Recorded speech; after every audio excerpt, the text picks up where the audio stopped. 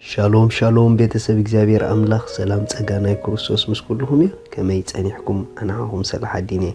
ሎም ድማ ነዚ መዓልቲ ዝኸውን ናይ ህይወት ቃል ክንካፈል ኢና ሎም እንካፈሎ ንእግዚአብሔር ዝጨንቆዶ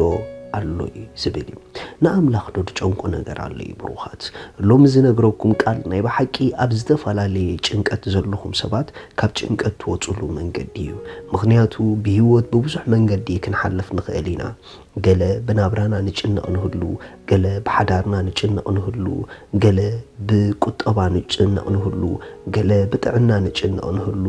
ገለ በአገልግሎት ንጭነቕ ንህሉ ገለ ብስራሕ ንጭነቕ ንህሉ ገለ ብትምህርቲ ንጭነቕ ንህሉ ብዝተፈላለየ መንገዲ ናይ ጭንቀት ጎደናታት ንሓልፍ ክንህሉ ንኽእል ኢና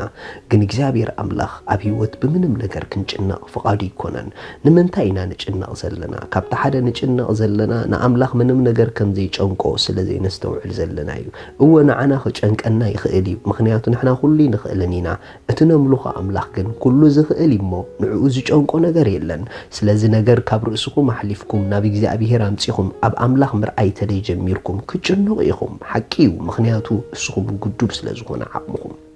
መጽሐፍ ቅዱስ ከምዚ ኢሉ ዘፍጥረት 18:14 ንእግዚአብሔር ዝጨንቆ ነገር ኣለዎ ንእግዚአብሔር ዶ ዝጨንቆ ነገር ኣለዎ ንዓመታ ከም ዝቕንያት እዚ ምዱብ ጊዜ ክምለሰከየ ሳራ ድማ ወዲ ክህልዋ እዩ ሳራ ድማ ወዲ ክህልዋ እዩ በሎም ሪኹም ሳራን አብርሃምን ትደሰምዕዎ ከኣምንዎ ስለዘይከኣሉ እግዚአብሔር ኣምላኽ ሓደ ነገር ነጊሮም ንኣምላኽ ዶ ትጨንቆ ነገር ኣሎ ኢልዎም ብሩኻት እዚ ኸቢዱ ንትብልዎ ዘለኹም ነገራት ንዓኹም ኢዳ ኣንበር ከቢድ ንዓኹም ኢዳ ኣንበር ደጨንቕ ነትባኹም ዘሎ ኣምላኽ እኮ ኸቢድ ኣይኮነን እሞ ንምንታይ ኣምላኽ ከም ዘይብልኩም ንስኹም ትጭንቑ እቶም ብኣምላኽ ዘይኣምኑስ ይጨንቑ እስካሕራይ ምኽንያቱ ዝድግፎም የለን ምኽንያቱ ዝኣምንዎ ርእሶም ስለዝኾነ ንስኹም ግን ርእስኹም ኣይኮንኩም እንተኣምኑ ንኣምላኽ ኢኹም ተኣምኑ ስለዚ ኩሉ ዝኸብደኩም ዘበለ ናብ ቁምጺኹም ኣውድቅዎ መጽሐፍ ቅዱስ ከምኡ ዝብል ንሱ ይሓልየልኩም እሞ ንኹሉ ሓልየትኩም ናብኡ ኣውድቅዎ ይዝብል ተሰከምዎ ኣይብልን እዩ እንተ ተሰኪምና ይዳ እሞ ክንጭነቕ እንዲና ስለዚ ሎሚ ካብ ዘለኹም ናይ ጭንቀት ጎደና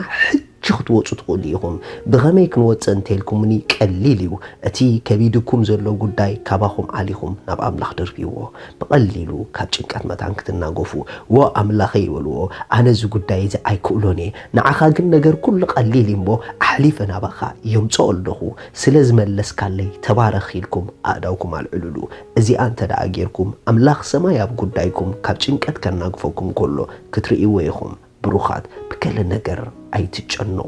ዘጨንቆኩም ኩሉ ናብ ኣምላኽ ኣምጽኦ